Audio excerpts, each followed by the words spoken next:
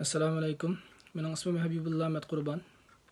Men Xotan viloyati Chirnayisi Gulahma yezisidan. 2016 yılı 8 ayda Türkiye'ye kelgan. Hazır Türkiye İstanbul Üniversitesi'de okuyatıman. Türkiye'ye kelgandan buyan uydagilar bilan şu 2016 yıl ahirasida bir aloqalashgandan keyin uchur aloqa uzilgancha hozir qadar hech qanday aloqa yo'q. Uchur olamadim. Şuna ular haqida guvohlik bermoqchi. Mao mening anam ismi Sadat Hammaturdi.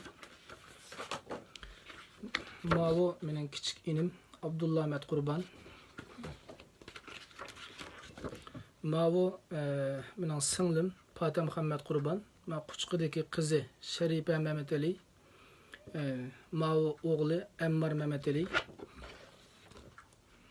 Mao onun cho'ng qizi Asma Mehmet Ali. Bu tahminen 10 yaş atrapida.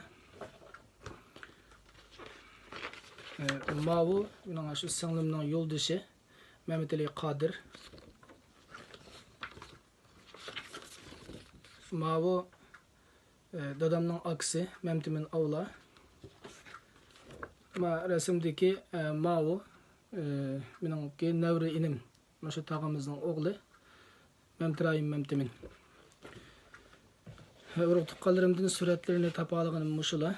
Qolgan ocham, akam, tog'llarim